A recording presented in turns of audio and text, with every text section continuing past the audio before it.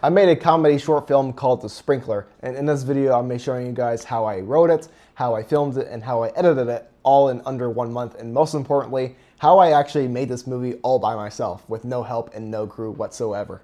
And also, by the way, if you are new, my name is Parren. I'm a filmmaker. I make shorts and features on this YouTube channel, and also I just like to talk about movies, filmmaking, and kind of just helping out others with their content. So if that interests you, make sure to hit that subscribe button if you want to see more videos like this. So while the video is actually exporting right now, this is the movie that's getting exported right now. Just want to talk about a few things that I kind of like learned. So the main reason I kind of made this movie is just because I wanted to do like a solo project and just to see like how well I can actually do a short film by myself. Now granted, I did a short film a few months ago by myself called Yo, What's Up Guys? And that was basically like a little like improvised short film, but I wanted to see like how good my camera skills were, how good was I with like the script, how good was I with like other aspects of the filmmaking process, like the editing, whatever. And the project that I mentioned before, Yo, What's Up Guys, was a really good project and I really loved it. But that was a very improvised, very, very low budget, just like random kind of movie. Now this one, I had it fully scripted out. I got the idea, I filmed it, I shot it over like 2 weeks or whatever. And it was like an actual like short film like schedule. So it was actually kind of funny because the idea of the film came from something I had to do a few months ago where I had to fix a sprinkler in my house, in my backyard. So I wanted like the idea of it to be like really, really simple. Nothing too crazy. Everything I've done so far has to do with like big, like robberies, like Uber Eats stuff gone wrong. I wanted to do something that was completely simple. Now, like the simple idea, it came from something that I had to do in real life. Now, I think that was perfect just because I had a simple idea and basically I could kind of twist it around and kind of make it into like an over-exaggerated type of movie. Obviously, the story is about this guy trying to fix a sprinkler head and doesn't really go according to plan. Now, in real life, I had to look it up on YouTube, I had to go to Home Depot, and it was like the first half of it was kind of realistic, but then it kind of turns into like an over-exaggerated like real life moment where like this guy's getting frustrated, he's getting out like all the tools, he buys like all the tools from like Home Depot, just like really funny shit. And I kind of like wrote the script kind of like, I just wanted to make this kind of like a comedy, kind of like a really short gag short film, nothing too crazy, just to see where this idea could go. And I just basically made this one just for fun and pure entertainment. While my other short films and my feature films have to do with like bigger stories, this one is just focused on something that is kind of like a slice of life moment. So rule number one, if like you're making like a really simple short film, or if you're making a short film just by yourself, make the idea like extremely simple and just like kind of go crazy and kind of go all in with that. Now, it's funny because in the short film, if you've seen it, and I'll probably put some B-roll here on screen now, but yeah, we have like these over-exaggerated moments where we have like slow-mo stuff, like I'm getting shot with the sprinklers, I'm like sharpening my tools, like a medieval like Iron Man scene or whatever. I think like those types of scenes like really had me burst out laughing when I was in the editing room. I just wanted to make the movie as like funny as possible.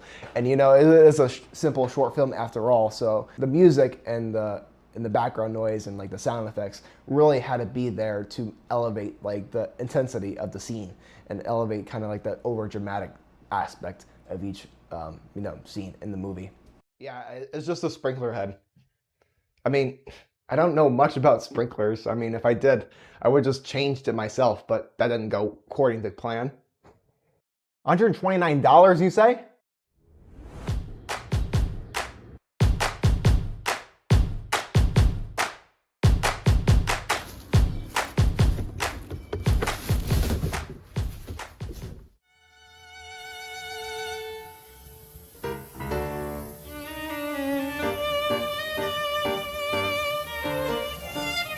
I'm going to encourage you to try and take it upon yourself. It's really not that difficult. Out here, it's pretty easy.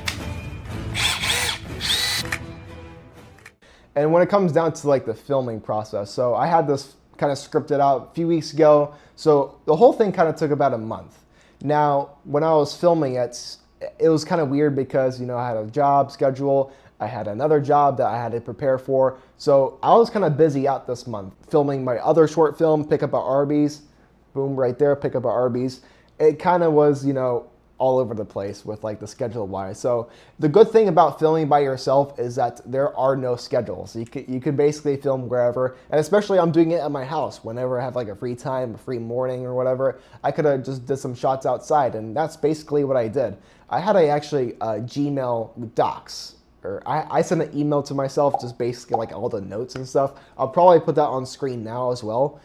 Just some thoughts and just some like good days like I would be able to record on each day. I didn't really follow that much because I noticed like whenever I try to follow a schedule or like a deadline, I never end up making it. So this one I actually planned out to release in April 29th.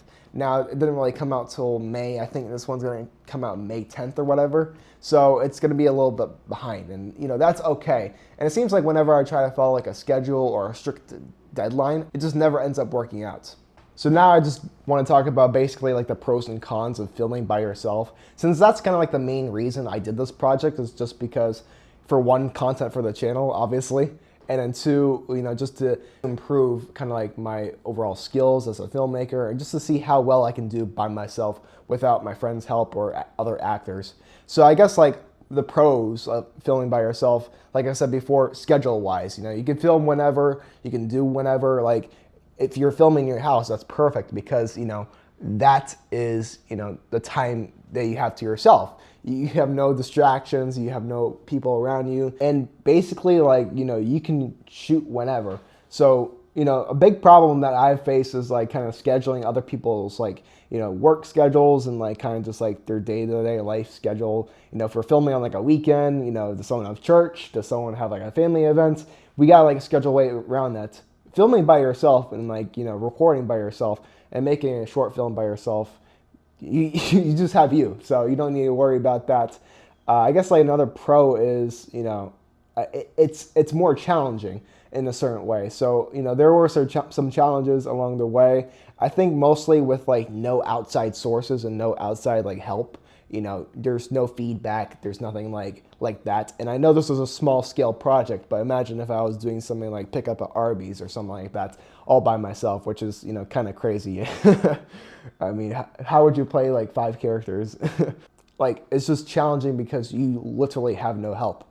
I think one major con that I had is like recording me by myself. There was a lot of like low quality, shots during the movie, which, some of them like, I had to like fix in filter wise or fix in editing. Some of them ended up okay, but I'm not that fussed about if like one video is like low quality or not, compared to like the rest of the movie.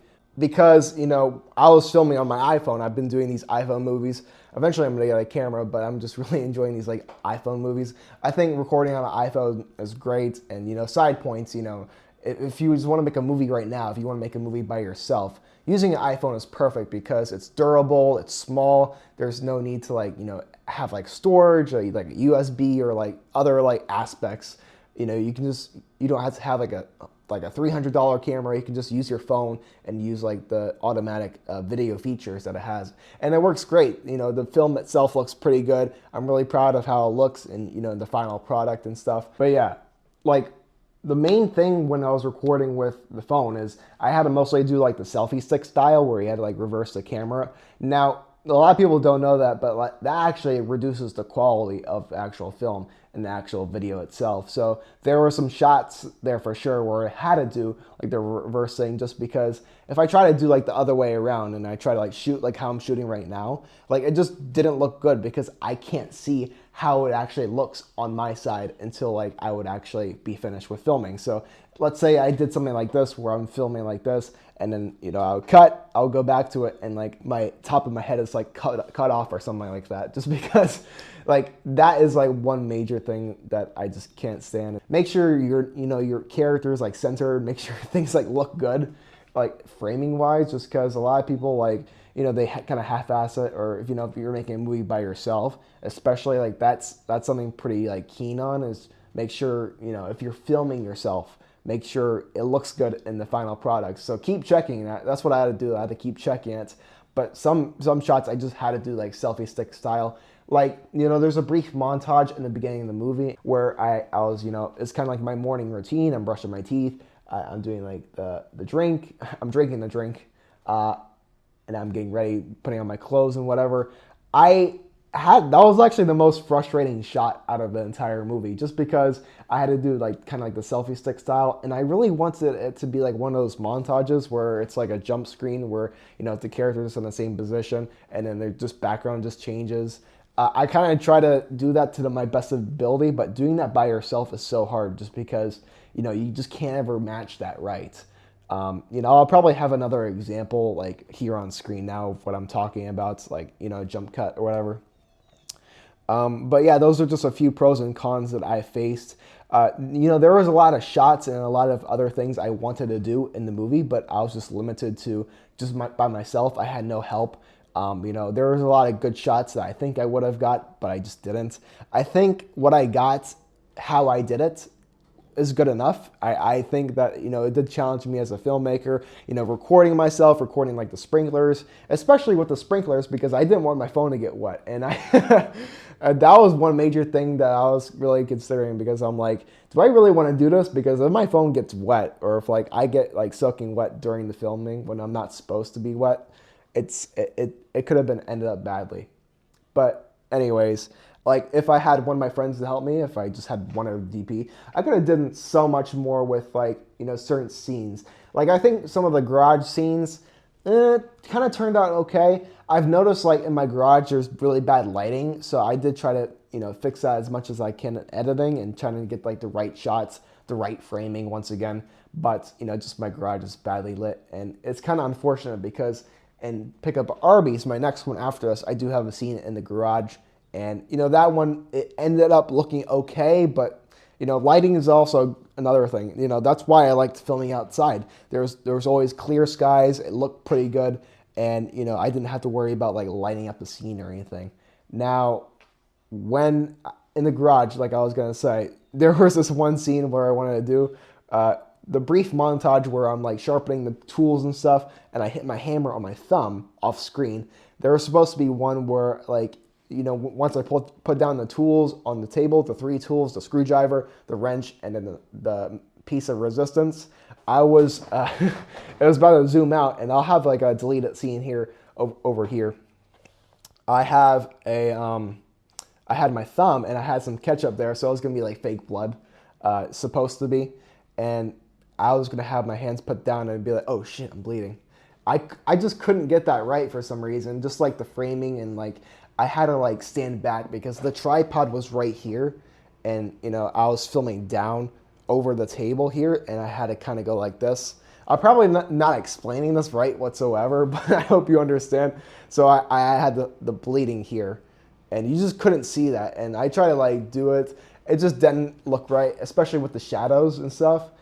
Just so many elements, like especially in the shadows, I didn't want to get shadows of the tripod or the camera. That's also something that I had to redo a few times. Like if I had the shadow of the tripod and the camera, I had to redo that scene. So, you know, just a few things to watch out for. A lot of things like you would never catch is like shadows in the background, or like, you know, noise and stuff. Very minute details. So if you are like shooting by yourself, if you're making a short film, you know, look out for like a reflection in like the TV screen, or a reflection in the mirror, or, you know, just like a small little shadow that shows like your footsteps or whatever. Because, you know, when you go back into the editing room and you're like, oh fuck, like that's there. It could be really hard to fix, and sometimes, you know, you are able to fix it, and sometimes you aren't. So that's about it with that. This short film was kind of just a more of a fun project that I wanted to do, just kind of to test out my skills once again, and also to kind of just show you guys, you know, you can make a movie by yourself with the iPhone. That's something I'm really passionate about on this channel, you know, just low budget filmmaking overall. And eventually, like, you know, we're at the bottom here, but we're gonna make our way up, and then like we're gonna do bigger features. Got my feature film coming up pretty soon, and then eventually next summer we're gonna do the GTA 6 movie, and just bigger stuff down the line, and eventually back to Hollywood. So that's about it, guys. And if you guys want to see the short film, The Sprinkler, go check that out, video right here. And also, if you want to check out more of my short films, there's also a link in the description that you can check out with the full playlist. And with that being said, I hope you have a great rest of your day, and I'll see you guys in the next video. Thank you.